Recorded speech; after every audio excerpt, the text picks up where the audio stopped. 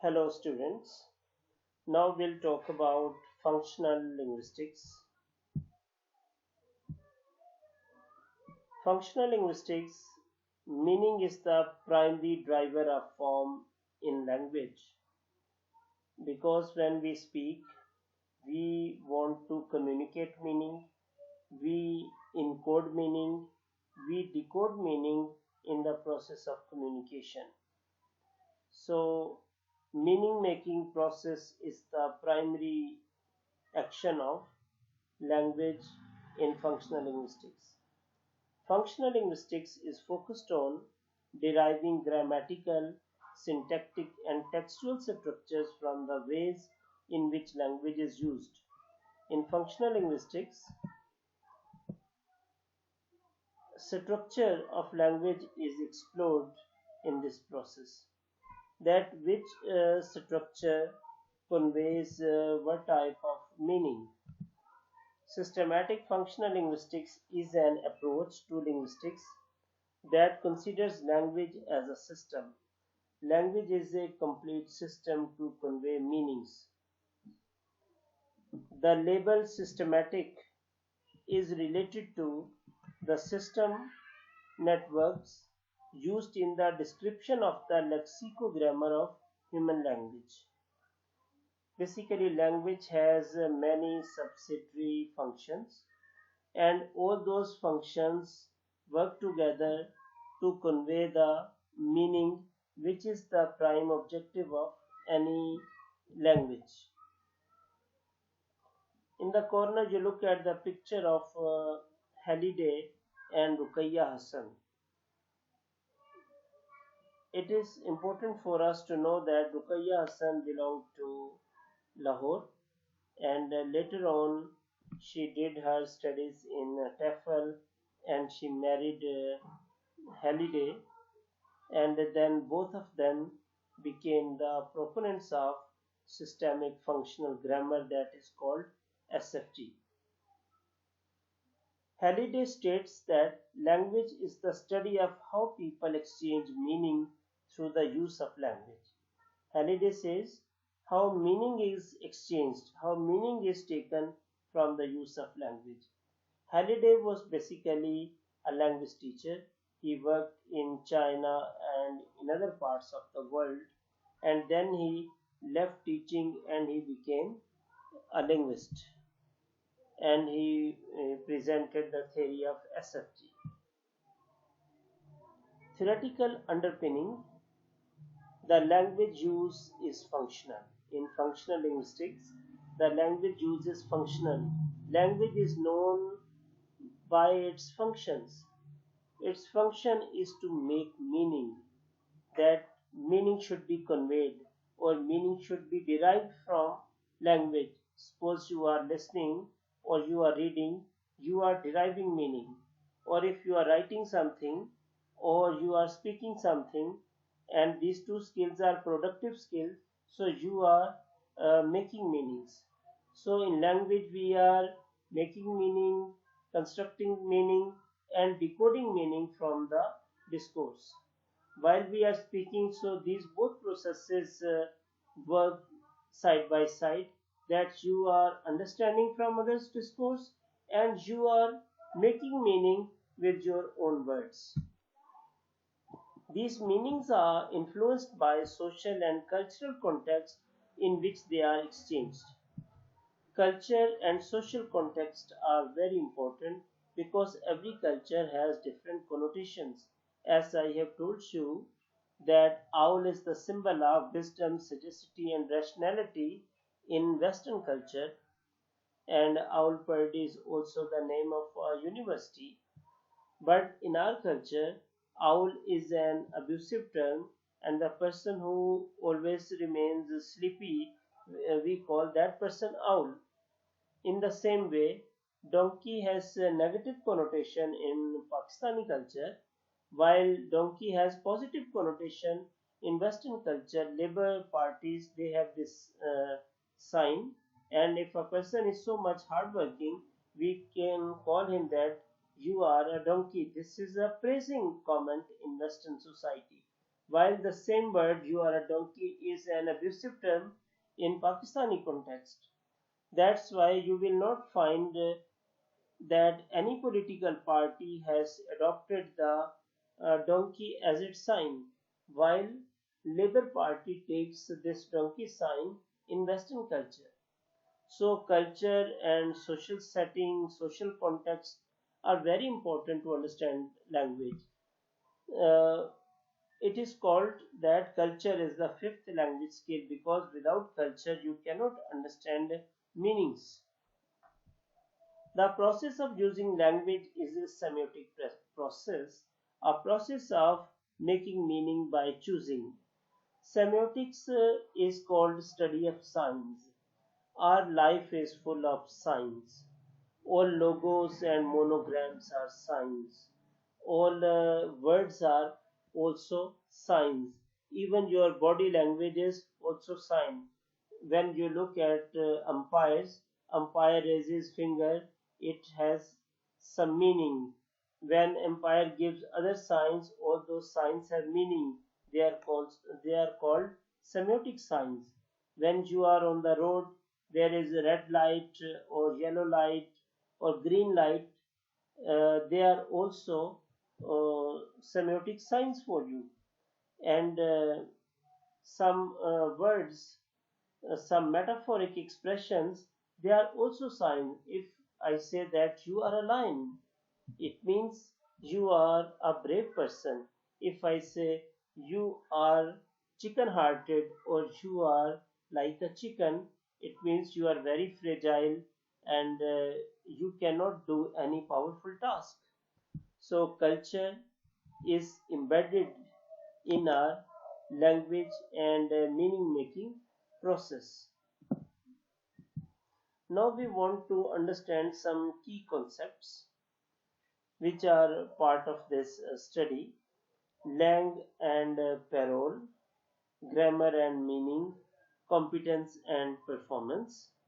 Left side, three: Langue, grammar, and competence. They have some similar features. Parole, meaning, and performance. They have also some common features. Let me explain them. Langue, Langue is abstract. Grammar is abstract. Competence is abstract. It means ability, ability to understand something, ability of rules, some inbuilt system of grammatical rules. This is called Langue. Parole is performance, practical aspect, language practice. When you practice language, you speak language in the light of Langue, in the light of those grammatical rules. That is called parole. Parole, meaning, and performance are practical. They are practical expression of language. Langue and parole concept was given by Ferdinand de Saussure. Competence and performance concept was given by Noam Chomsky. Functional linguistics approaches. There are three approaches: functional grammar, role and reference grammar by Foley and Van Vellen, systematic functional grammar by Halliday. Functional grammar is a moderate functional theory. Each theory proposes different replacement view of structure. These are the functional linguistics approaches. A functional grammar view of language: the language system is not considered as an autonomous set of rules. Rather, it is assumed that the rules can only be understood when they are analyzed in terms of conditions of use. Conditions of use. Okay, these language rules are not autonomous. It means they cannot work according to their own will, or they are not fluid. Fluid means they are not flexible. Rather, they are understood and analyzed in conditions of use. Different conditions of use modify the rules. For example, if I say uh, team is or team are? Which one is correct? In one way, there are some particular conditions that team is. If I say Pakistani team is very hardworking, so now this has been taken as collective term. So I have used singular. If I say Pakistani team are playing in different places of the ground, and it means now there is not one person, there are different persons.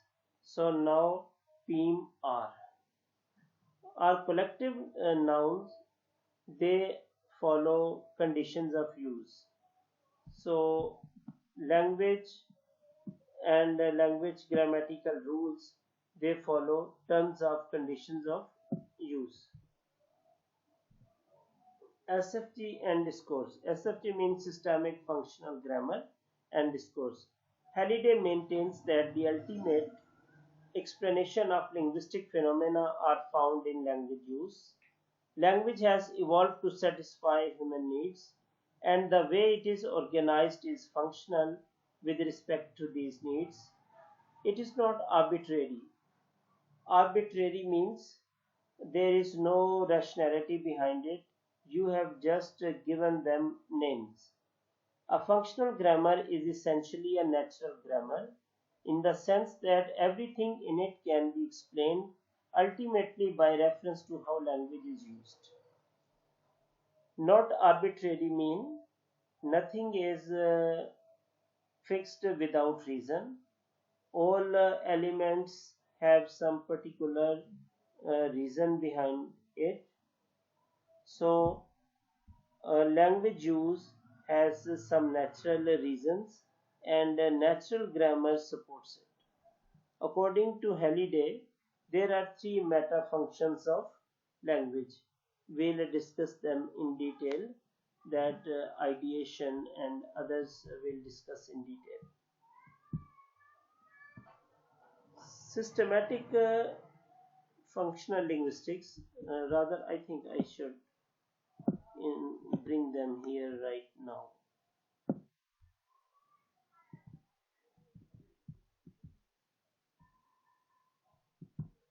Okay, these are the meta functions.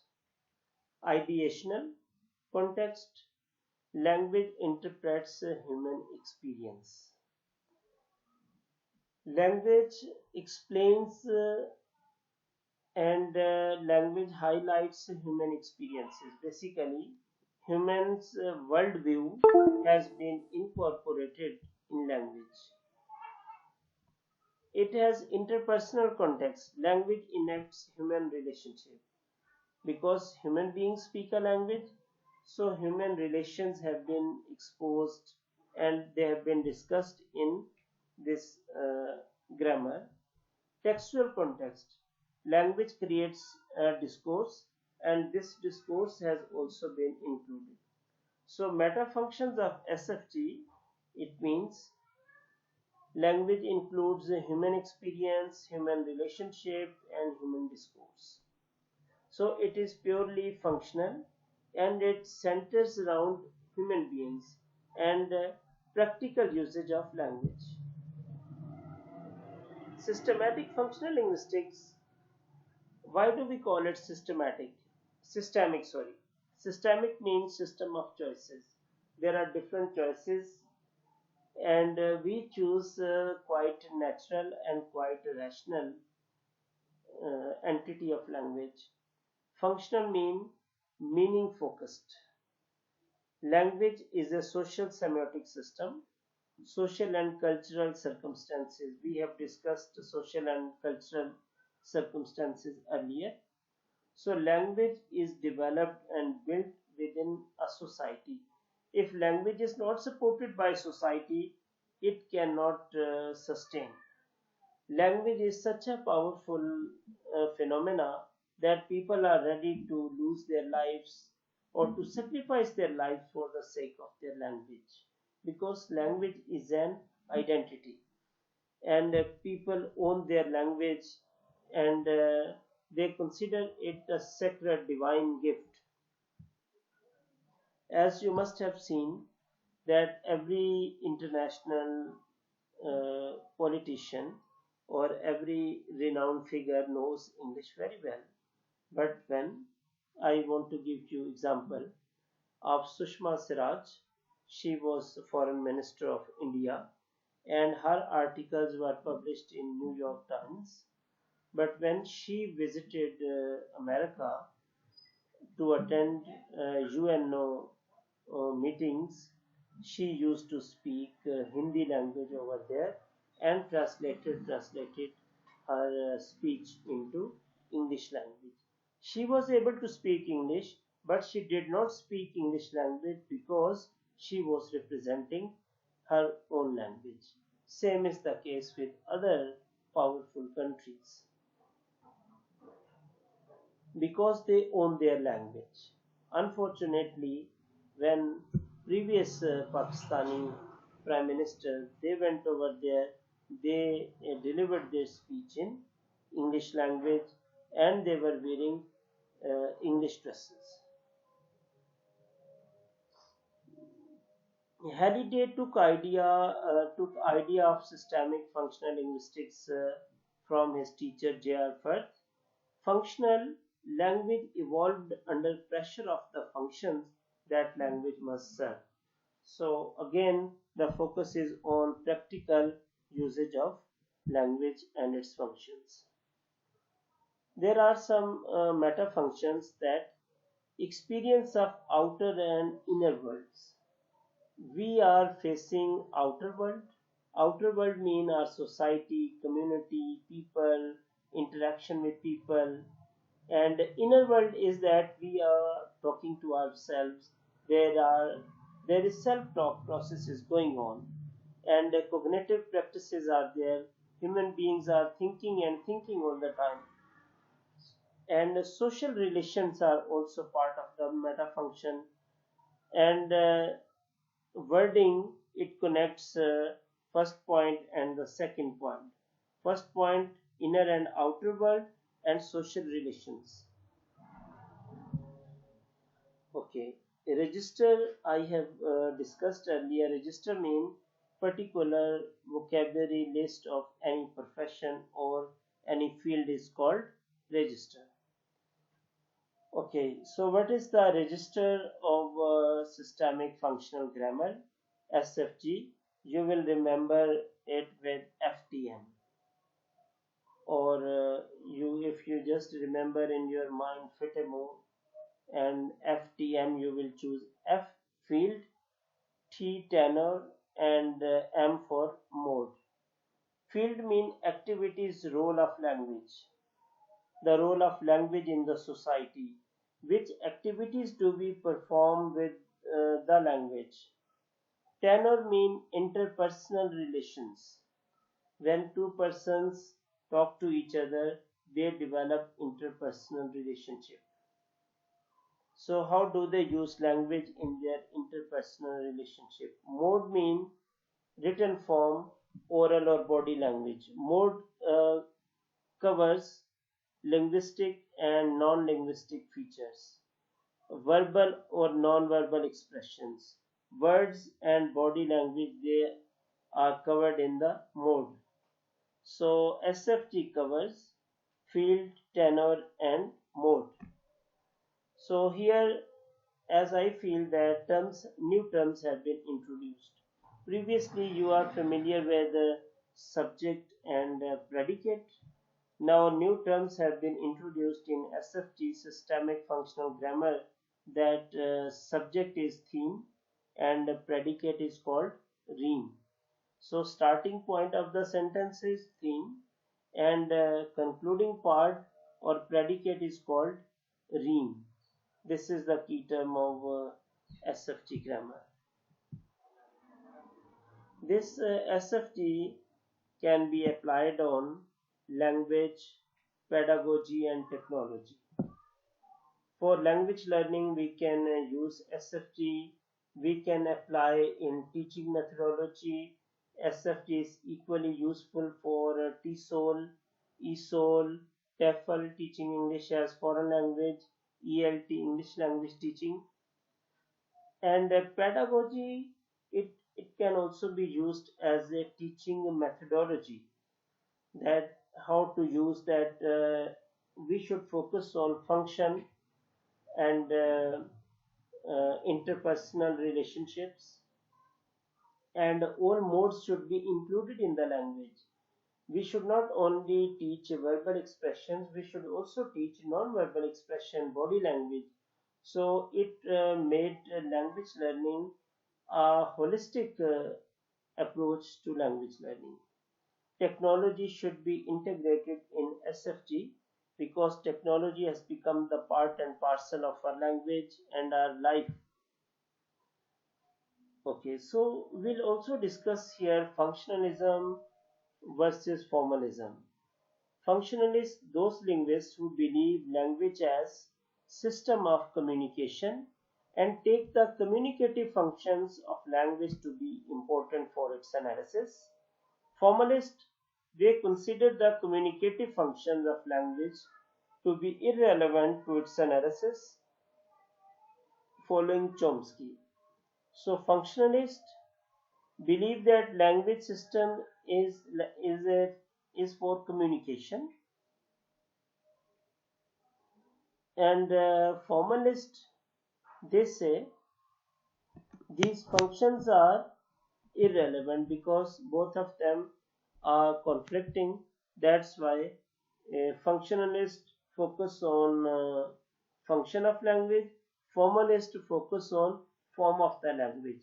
That's why you will find Chomsky's work on syntactic pattern, X-bar theory, transformational grammar, active voice, passive voice, and other parts of language. So all functions agree that language is a system of forms for conveying meaning in communication, and in order to understand it, it is necessary to investigate the interaction of structure, meaning, and communicative function. Language is not for just memorizing the rules. Language is for communicating purposes, and basically language should be functional. Language should perform functions. If it is unable to perform linguistic or societal or interactional functions, language is useless. If you have any questions, please do ask. Thank you so much.